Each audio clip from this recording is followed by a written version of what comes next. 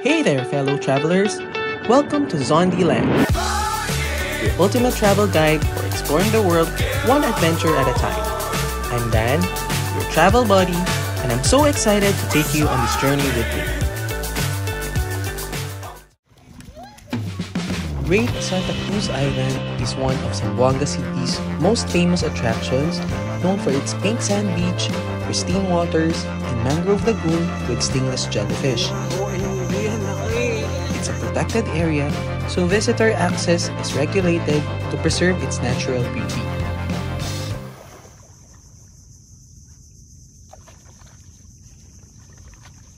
Andito tayo sa Paseo del Mar. Dito yung tourism office. Dito yung start Santa Cruz Island tour. Yan. So pag dito may mga nag-exercise. Ano yung mga estudyante ba sila? Yan. May baon kaming tubig. Ano to? Uling. So mag-iihaw kami doon. Ano tong baon natin? Hotdog and meron din. May watermelon. Wow! Tapos pag may isda doon pwede tayong mag-ihaw.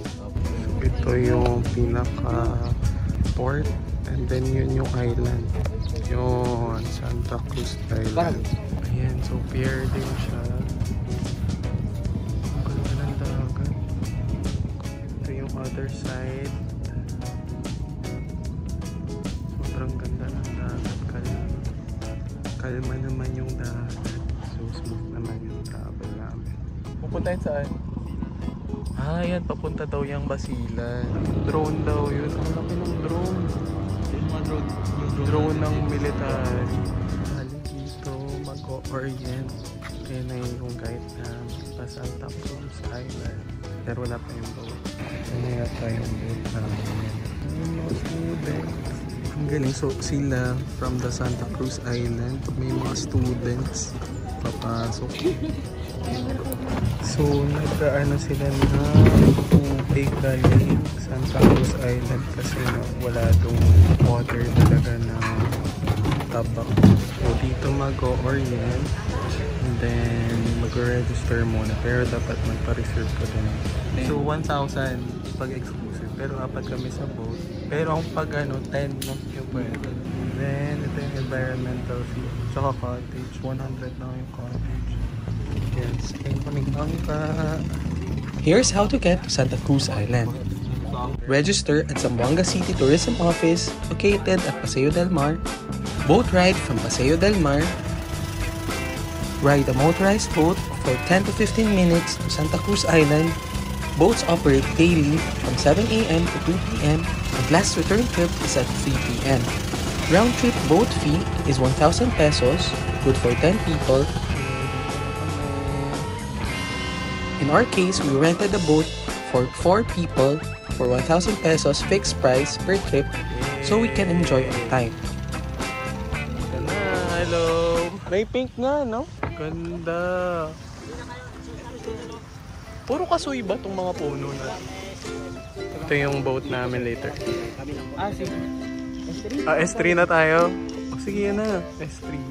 Ito, small cottage. 100 lang to, diba? 100. Mga small cottage din. Ito small cottage din yun, yung ganun. Ano yung big? Ah, big na yun. Why visit Santa Cruz Island?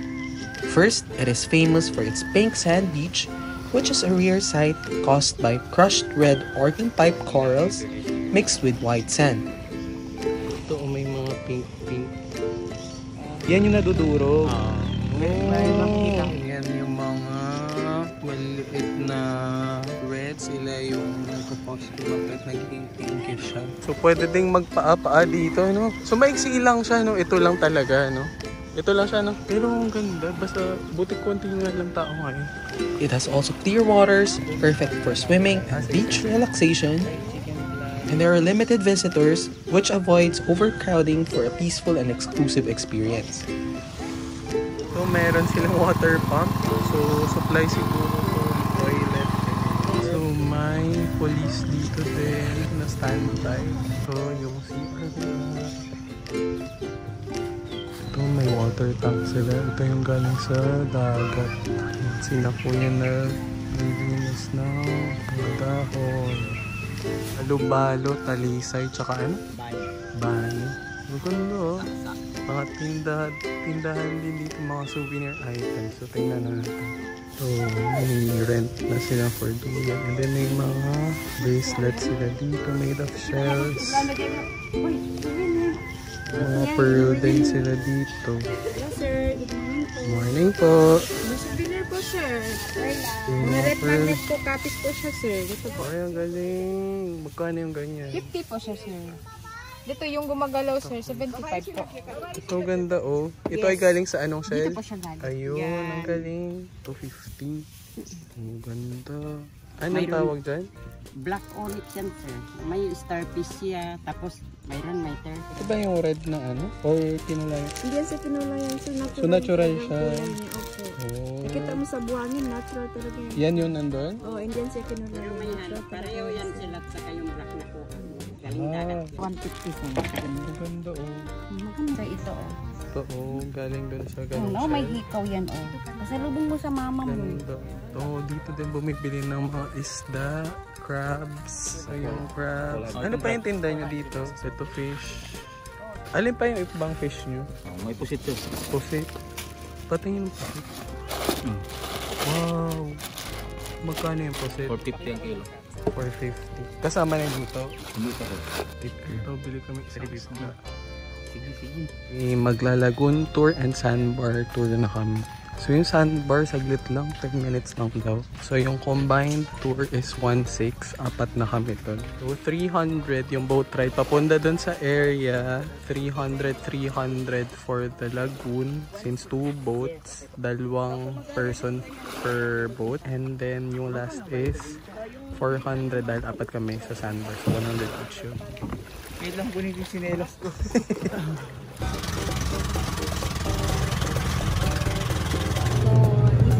Little Santa Cruz Island. Wala yung palugdo po dito. Okay, So we have only 10 minutes. 10 minutes. So mahaba talaga yung sandbar pero ngayon pa high tide kasi. Yan, sandbar. Ito yung Little Santa Cruz Island. Bawal maligo dito. Red organ pipe coral. So ibig sabihin ito lumulubog din to, no? Yes. Parang lumulubog din to. So yan na lang po. Military base pala Off siya. the Marin Salon. Doon yung pa sandbar pala.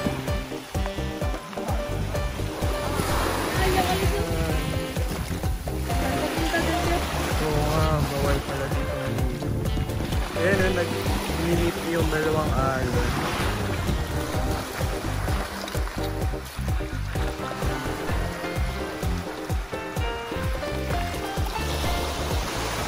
Pabalik na kami. Sa lagoon naman. So strictly 10 minutes only.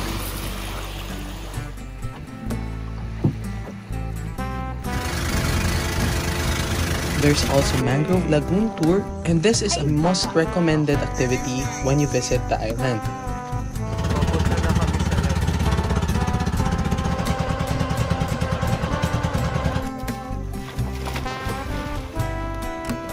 You will ride a small paddle boat, explore the mangrove forest, Ito yung sasakyan namin, di ba po?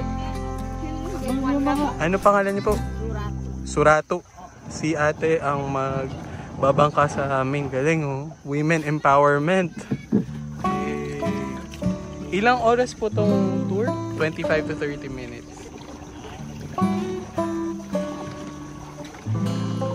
Ano pangalan mo ate? Marnisa? Nakakailang biyahe kayo? Rotation yan, di ba? Oh, ganda dito din. Dami mangroves. May buhaya po dito? Wala. Wala naman. So healthy talaga itong lagat dito. Magandang umaga po sa ating lahat. Buenos dias! Abuhay! Or yung Econic na lang po for short. Isa po akong accredited tour guide from Department of Tourism Region 9. Okay, so welcome to the Great Santa Cruz Island Lagoon. At iba't ibang uri ng pagkain dagat or seafoods. So yung mga seafoods po na binibenta doon sa beach area is ang Galing dito. Okay, so yung, ayan, so di kayo guys man ang ibaba, no? The water is so clear, napakalinis. Oo nga eh. Ayun o, may damo. Grass. Seagrass. Grass or lusay. Lusay. Parang linaw. Eel seagrass. Ganyan yung sa amin eh.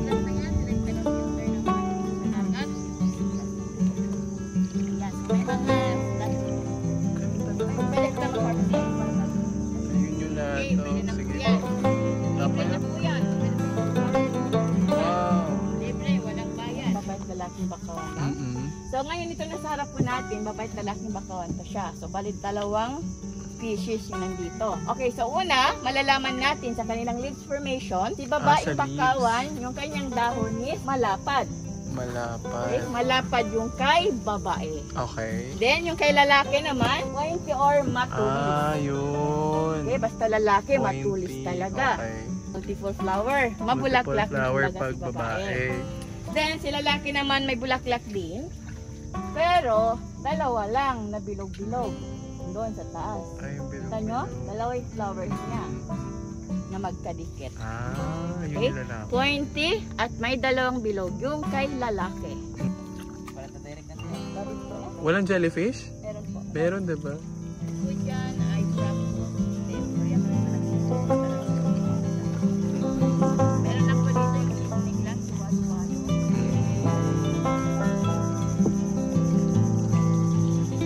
Dun sa mga roots daw, dyan tumitira yung mga isla, mga crabs.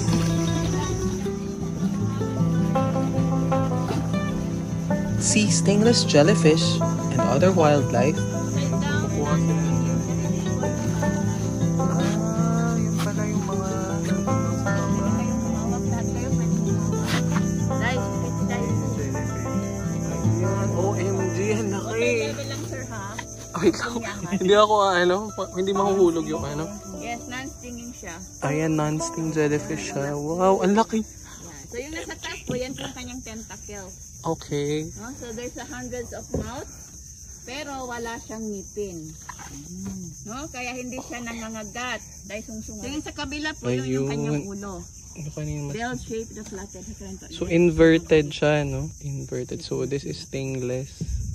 Ang dami nga, no? Ba't madaming ganito? Anong tawag sa jellyfish na to? Upside down, non-stinging jellyfish. Yun yung tawag Tawag talaga. po yun. Ba't ang dami niya dito? Actually, sa ito pong jellyfish, hindi to siya, hindi lang siya basta non-stinging. Edible? Yes, yes, edible po siya. Pwede siyang kainin. Paano? So, kilawin daw yung masarap na luto sa Ano, kanya. ano? Kinilaw. Ayan, babaliktad daw. Ayan, bumaliktad na. So, hindi. Oh, no. Siya talaga kasi may sugat siya. siya, no? So, may mga isda rin po na kumakain sa kanya. Yung black na fish, yung tawag po Ang na daming jellyfish dito. nakain po rin sila. Tamang-tama, sir. Perfect ano siya sa isda. Tapos, represents the 7 tribes. Ang meaning pala yun? Hindi lang yan siya pinaganda. May meaning pala. Ah, talaga? Yung 7 Yes. colors? Yes, 7 tribes. So, yun na po yung Sama, Bangili, Bugajao, Yakan, Subanen, Kaligunan, Sambungin, and Datak. Ayan, may What venta. year po yun? So, may sign. May Meaning yung 7 colors daw yung sinabi kanina. Mga Depende sa tribes guys kung ayaw na nilang Zamboanga. Dito na kami. So, may picture of... Pero ganyan yung original venta, hindi diba? Like yellow boat talaga? kahit anong boot po. Ah, basta ganun yung... Basta yung binta lang. Ah, basta 7 po. 7 colors ng 7 venta. colors invalid. Ride their infamous Vinta, which is a traditional boat used by tribes for fishing, and there are limited visitors, which avoids overcrowding for a peaceful and exclusive experience. Diretso ka na sa ano, Malamawi. Laka!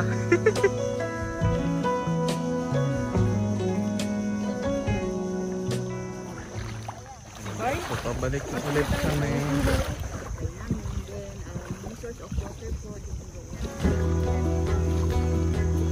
Galing naman si Gina Lopez, isa sa mga nag-donate ng mga yellows. So, dinodonate siya sa community. You can visit the Bajau community and learn about the indigenous sea gypsies of Zamboanga. Tour fee is 300 to 500 pesos per boat. Yan sila yung mga guide sa lagoon. Dadali namin yan? Oo po. Wow! Ito lang po ito lang po ang kakainin po. Parang Ito yung mga grapes. Parang Pabalik na kami sa Great Santa Cruz Island. So yung mga yellow boats, bigay ng foundation, tapos kanila na, diba? Tapos yung makukuha nila from the tour sa kanila na. So per boat, 2 families yung makikinabang. Galing.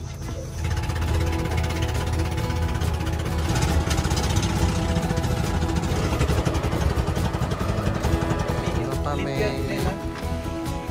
Ayun na yung lato. Thank you po. May pakwan, may baon kaming pakwan. Ano to? Ano yan? Chicken pork adobo yan. Po, chicken pork adobo. Then kanin. Tapos nagpaluto tayo ng fish na. So, ligo muna tayo ng dagat.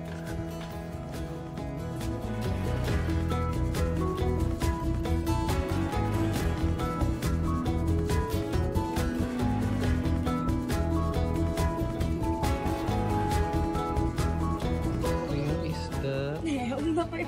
And hotdog.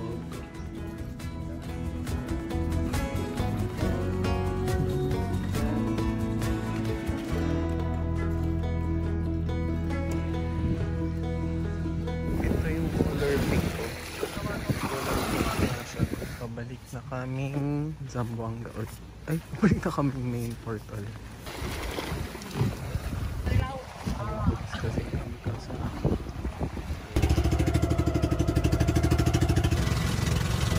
Here are some tour fees and guidelines. Environmental fee is 20 pesos per person. Cottage rental is 200 to 500 pesos for day use. No overnight stays allowed, as Santa Cruz is a protected area. You can bring your own food and drinks, or you may order from the locals. Then book in advance because only a limited number of tourists are allowed daily. Visit on a sunny day so that you can witness the pink queue, which is more visible under bright sunlight. Respect the environment, avoid littering, and follow the rules set by local authorities. Stay hydrated and bring sunscreen, as there are no resorts for commercial facilities. This is Zondyland, your favorite travel buddy. Thanks for watching!